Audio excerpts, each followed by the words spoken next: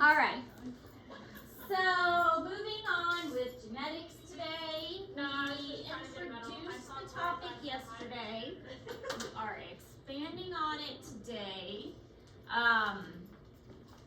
We learned about Mendel, we learned about his P's, we learned about a lot of fun terms. And we are going to move on with that today and talk about some of his laws. Now, what is the difference between a law and a theory? A law can be proven by, well, by experiment, but it's a little more complicated than that. Theory is what laws are. Yes. Law happens every single time. Happens every single time, but what I'm trying to get you to get to is that a law can be proven by math. And so with Mendel's laws of segregation, these are supported by math, and they can be shown with math and using math to support it. So his law of segregation is shown with math repeatedly, and no matter how many times he did his experiments, he got the same results over and over and over and over again, and he was able to use math to show that this is actually happening. So we learned the terms homozygous, heterozygous, dominant, recessive. So I'm going to start using those terms as we go through the notes. So he had a couple laws, and the first one is his law of segregation. And he figured out this law by looking at just one trait at a time. And by looking at one trait at a time, he used a simple Punnett square that had just four squares in it. Now, this was looking at what's called a monohybrid cross. Mono for one. There's also a dihybrid cross, di for two. And a monohybrid cross is looking at one trait. A dihybrid cross is looking at two traits. So the law of segregation is looking at one particular trait at a time. We'll use purple flowers and white flowers because this is easy to kind of visualize, and it's pretty simple that purple flowers are dominant to white flowers. So purple flowers are going to be the one you see first, and white flowers are going to be the recessive trait. So that also means that purple flowers are going to hide the white flowers. And I know they use P for purple, but again, I probably wouldn't use P because the big P's and the little P's look too similar for me. So if you were doing this on your own and you were writing this out, you could definitely pick a different letter. You could pick maybe F, because a big F and a little f look different. Or you could pick something else as well. So the other one is W, a big W and a little w look a lot alike, so maybe pick something else other than that. Because really, the letter doesn't matter that much. But anyways, so big P is for purple and two little p's is white. The only way you would get a white flower is if you have two little p's. And if you had a purple flower, you could get a purple flower by having a homozygous dominant, or if you had a heterozygous, then you would also get a purple flower. So there's two ways to get a purple flower, heterozygous or homozygous dominant. But the only way you can get a white flower is if you have a homozygous recessive. That's the only way you can get a white flower. Now, each parent can give one allele, one trait. This is a purple flower, so it's homozygous dominant, and this is a white flower, it's homozygous recessive. You go through the meiosis process. It only has the option to give a homozygous dominant. This one only has the option to give a homozygous recessive.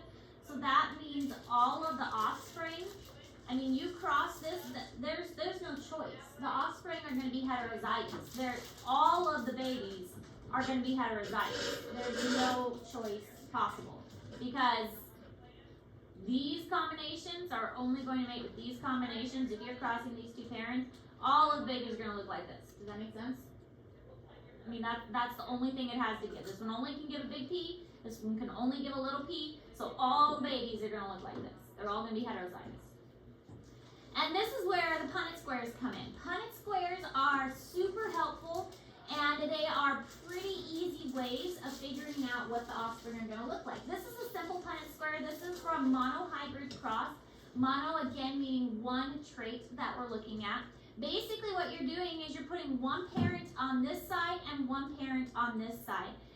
Honestly, it doesn't really matter which parent you put on which side, but you're going to put one parent here, and then you're just crossing the traits. So in this case, they put the recessive parent up here and the dominant parent over here. And so we've got a little p, and a little p, and a big P, and a big P. So for the purple plant, and these are called true breeding again, because this is a homozygous recessive, this is a homozygous dominant, so it's always going to breed true for a purple. And this one's always going to breed true for white. So you take the two true breeding plants and you cross them together, and what you're going to actually end up with, and then it's called a phenotype, the phenotype is always going to be purple. The recessive allele is still there. It's just hidden in the population. So this is the first generation here. This first generation of this cross is all going to be purple. And it's kind of interesting to think about. I mean, when Mendel first did this, he was like, oh, what's going on? We had some white plants. Their parents were a white flower, but where did the white flower go? We've got this generation, this next generation, but there are no white flowers. And when he first did it, he had no clue. He's like, where did these white flowers go? This is super interesting. It doesn't matter how many times I do it. If I take a true breeding purple and I cross it with a true breeding white, all I get are purples. Where did they all go? So you have 100% true breeding purple. This is also called, one of the next slides we'll learn this. This is called the P generation, which is the parent generation. And the first generation is called F1. So these are all the F1 generations. These are terms you're going to have to learn when we do our genetic problems, because it'll ask what is the ratio of the F2 generation. So this is all, these are the parent generation here on the side. This is the F1 generation here. So these are all F1. It's also called phylete 1, but we abbreviated F1. So this is F1 generation. They are all heterozygous. Is everybody with me so far? We see how we're doing this. Okay, Punnett square. Because you're gonna have to know how to do Punnett squares. Okay.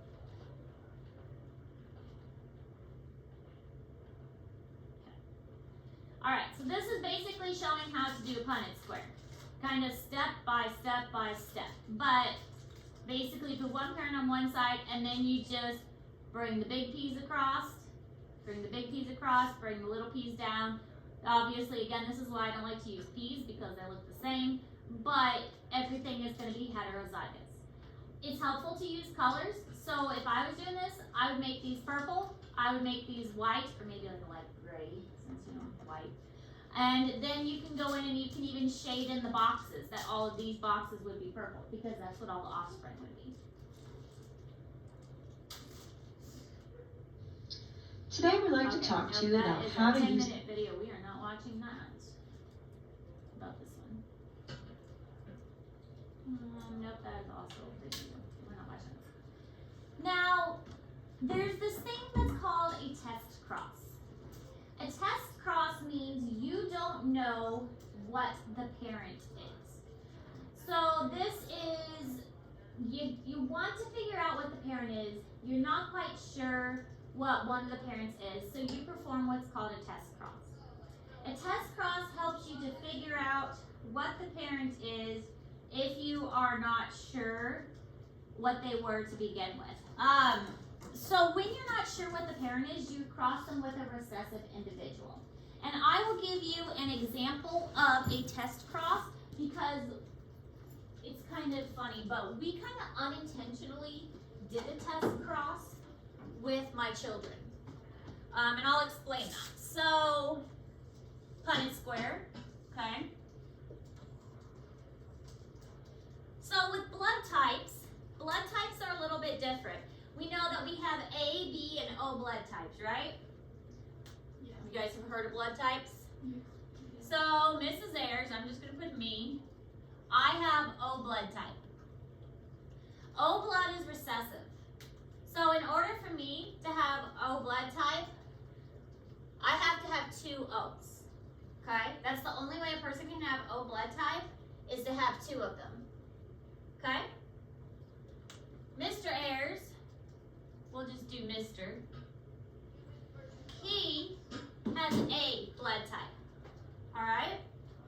That's all we know. In order for him to have A blood type, he could be A, or he could be AO. Do we know what he is? No. We just know he's A. We don't know what he is. We just know he's A. We know for sure that this is me, okay? Because I'm recessive, okay? So,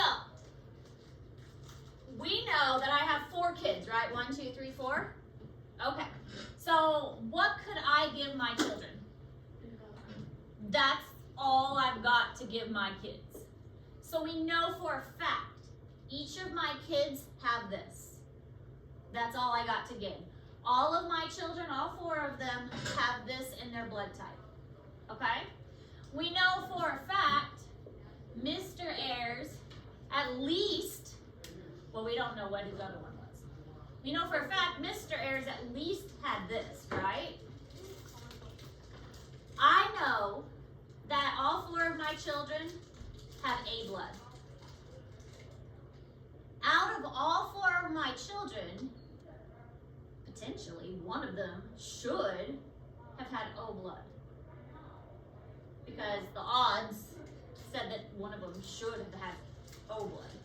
So, which one do you think Mr. Ayers is? Is he this one or is he this one? Which one do you think? Use your logical skills. If he was AO, Oh wait, then your kids would have had. Yeah, A. You do. if he was AO, then what would have happened to my children? 50% of my children would have had O blood. So because 100% of my children are A, what is he most likely? You see how that's working? So what is he most likely? AA. We unintentionally did a test cross with my children because I'm recessive. So most likely, Mr. Ayers is AA. So that's how a test cross works. You cross something with a recessive individual. That's how a test cross works. If you don't know what the other individual is, if you don't know what the other parent is, you find a recessive that you do know. Okay, we know I was recessive. And so you cross it with a recessive, and then you can figure out based on the offspring. So we figured out Mr. Ayers is AA because all of my children are A. If Mr. Ayers was AO, then I probably would have had 50% O children. Here's another example. Like I said, we were going to learn about my family, okay? We're going to do another example here. My mom and my dad. My mom is O. My dad is A. I am O. So what does that already tell you? My dad had to be, because that's the only way we could have gotten a recessive. Does that make sense? Yeah. And that's true, because I am 1 of 5. And of that 1 of 5, I have 2 siblings that have O blood, and 3, I have one, there's one other of us that has O blood, and then a couple others that have A. So my dad had to have been AO. You see how it works? But none of my children have O, so Mr. Ayers has to be AA. So that's how a test cross works. So if you don't know what one is, you cross it with a recessive, and you can figure out what the other one is. Test cross results, we already talked about that. That's basically what we did on the board. We did a test cross. Alright, this is showing how the test cross works. Same thing. So you test cross, we don't know. Is this one heterozygous or homozygous? We don't know. But you cross it with, in this case, you can cross the recessive with a dominant, or you cross the recessive with a heterozygous, and then you would get 50% recessive and 50% dominant, or heterozygous, and then you get this combination or this combination, just like we did on the board. So that's how you do a test cross. Does that make sense? Yeah? Alright, monohybrid cross, that's what we've been working with. When you have a Punnett square that is only 4 blocks, that's a monohybrid cross, because you're looking at only one trait. In the case that we did on the board, we were looking at blood type. That was it. In the case that we were looking at on the screen, we were looking at plant color, purple or white. That's one trait. When you're looking at one trait, mono means one. That's one. That's a simple Punnett square. The parent generation is the original generation. The first generation, phyleal 1, is F1. You can also go to F2. Usually those are the only generations we'll do in class. You could go even further. So like my parents is the parent generation. I'm the F1 generation. My children are the F2 generation. If I had grandchildren, that'd be the F3 generation. You see how we can go back even further like that? And so it can keep going. You can get many generations, but usually for most of our cases, we only go to the F2 generation. But pay attention when you do your genetic problems, because it will ask you what it wants. What is the phenotypic ratio of the F2 generation? So make sure you're reading the questions carefully.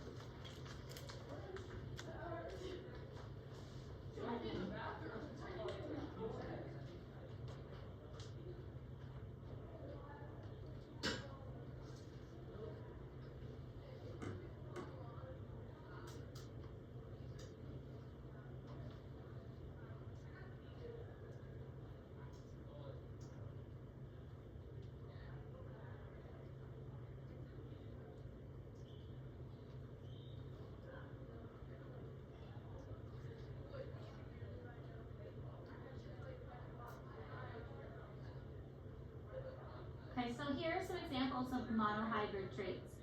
Whether it is round or wrinkled, whether it is yellow or green, whether it is smooth or wrinkled for the pod, whether it is green or yellow, whether it is purple or white. What does that one say? Long stem. Can you read that?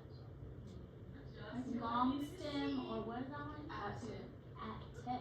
And what does that say? Short or tall. Okay. And these are all just in pea plants. So pea plants were a very good example for this, because all of these traits, these are one trait. Monohybrid crosses. So you can get lots of different combinations in a monohybrid cross. So these are the combinations. The blues, I tried to color coordinate it for blue for mom, pink for dad, and kind of switch it up. And these are how they can be combined. One combination and different combinations. So you can get, the zygotes have these ways that they can combine. So there's different combinations and different ways that they can combine. Here's how you can do a Punnett square, phenotype and genotype. This is typical. So if you have an F2 generation, okay, F2 generation, you have the true breeding. So think back to a true breeding purple, a true breeding white. The F1 generation, you've got all heterozygous, and then you put the heterozygous here, and then you cross the heterozygous. The phenotypic ratio is going to be 3 to 1, 3 purple to 1 white, and the genotypic ratio is going to be 1 to 2 to 1. Do you see how that's different? Phenotype versus genotype is going to be different. 3 to 1 for phenotype, and then 1 to 2 to 1 for genotype. It's going to be different.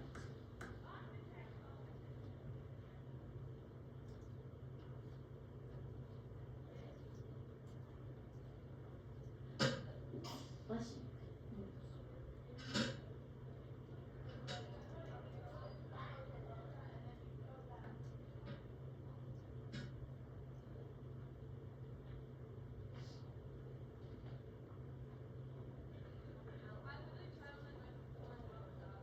Wait, sorry, so why do, on the very bottom one, first one highlighted, why is it capital A, the bigger A at the beginning? What was that supposed to mean? Is typo? No, though. Yeah. This big A comes from here. Okay. I thought it went across first. It doesn't matter. Like, so Oh. this A is going to come down, Okay. and this little A is going to come down, and Okay. then this one is going to come across, and this one's going to come across.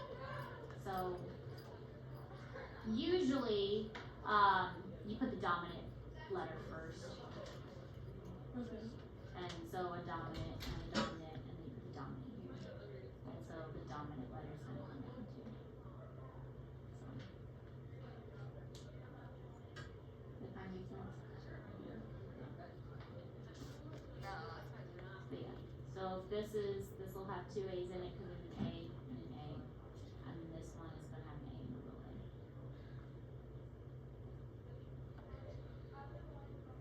So the phenotype will be, all of these will have a dominant trait, so they'll all experience the dominant phenotype, and then just one recessive, 3 to 1.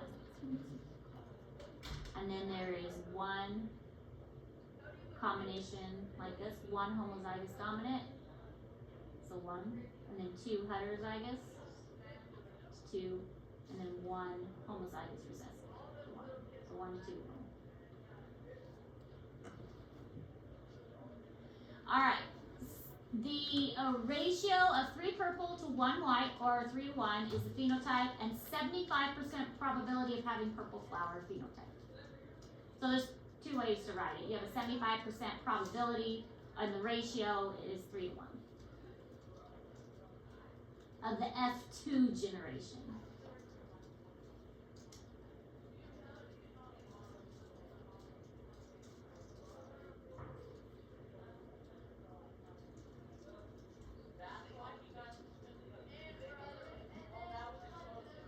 Of a monohybrid cross. Now you are going to do dihybrid crosses too. I'll teach you dihybrid crosses. So this only applies to monohybrid crosses. And this is his law of segregation. Because he's got another law, and his other law applies to dihybrid crosses. His law of segregation applies to monohybrid crosses.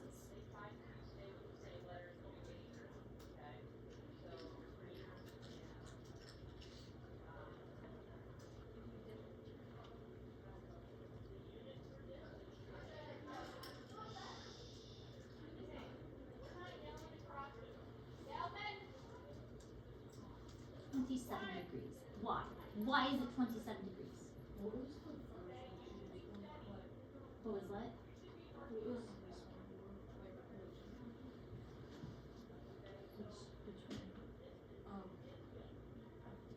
F1. It goes parent F2.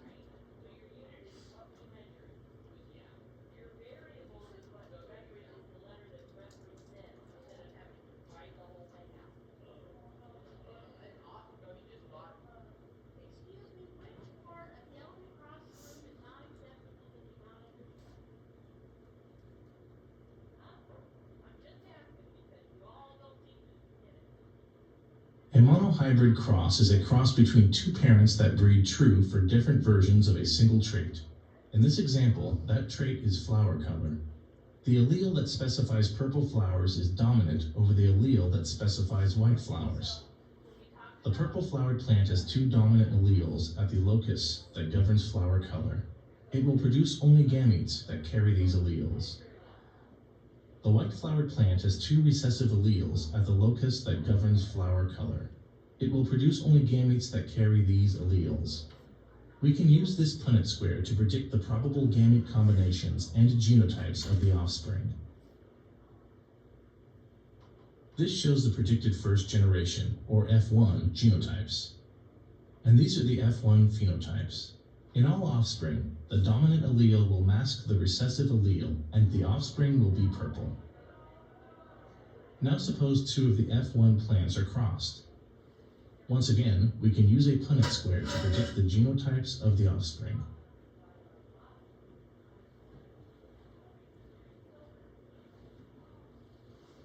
There are two phenotypes, and the ratio of dominant to recessive phenotypes is 3:1.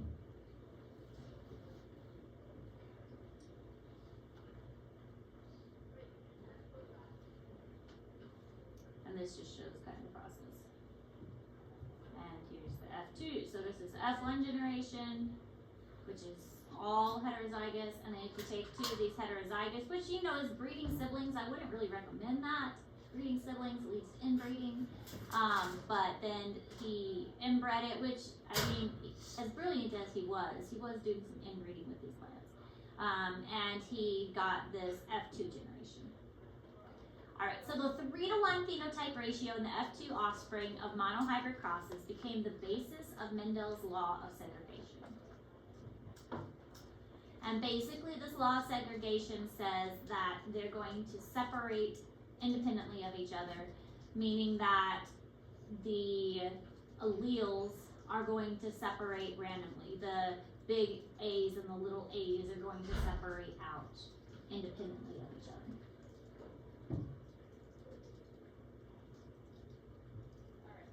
The two genes of each pair are separated from each other during meiosis so that they end up on different gametes. So he just kind of described meiosis, that they end up in different cells. You can't give two of the same thing.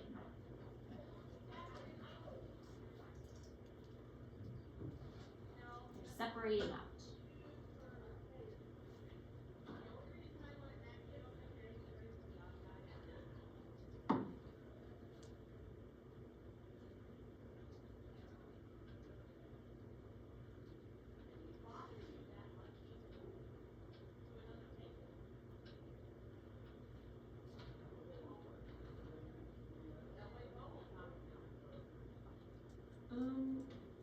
Do you remember, like, I'm taking my test, what is the hand, where do you have your hands? It's like changed so much, I can't remember.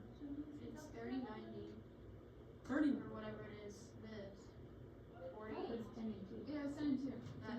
That's like this. That's how I would just hold it comfortably. I was driving. I don't think they really look at They're only They don't? Okay. As long as you're not driving. As long as you're not like this, one Yeah, hand. I just can't do that. You So, just have to have both. I have to not break my habits. I just have to remember to keep two hands.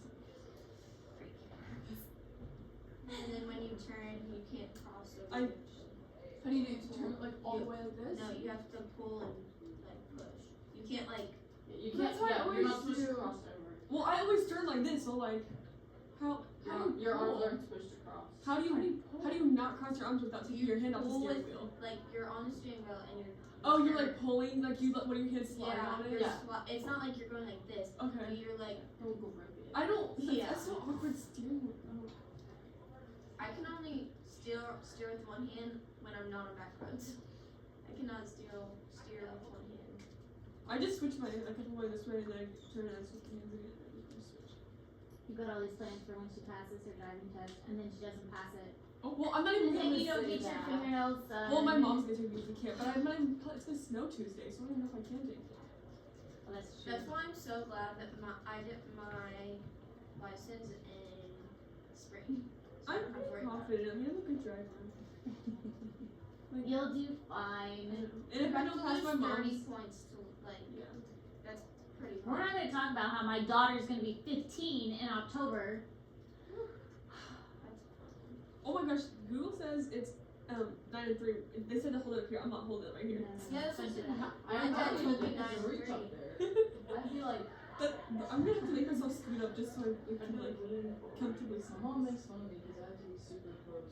So does My mom. mom used to make fun of me. on My mom's like, I should have taken a picture of how close you used to sit to the steering wheel before you got comfortable. And I'm like, shut up. And So No, my funny legs story. are You know how back. most people say that when the guy gets in the car, they have to shift the seat back Why always because, move it forward? because the woman always scoots My up. dad has to. My mom and my dad sit the same spot. When I get in the car, Mr. Air sits too close. I always have to scoot my seat back. Okay.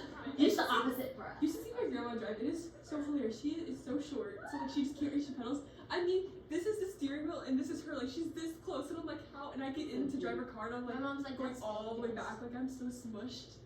Yeah, Mr. Ayers, I think he just has shorter legs. I do have long legs, but like he has the seat like all the way up, and so I always feel so funny when I get in. I'm like, scoot the seat back, scoot the seat back, scoot the seat back. Okay, well, I look like I'm sitting in the back seat, but it's because I have long legs. Like I just have to like sit for the back seat, hold my legs out, or else I'm like cramped. It's very funny. Well, my like dad's truck is just a lot bigger, so I'm like right next to So serious right Oh, I'm back here just chilling. I hate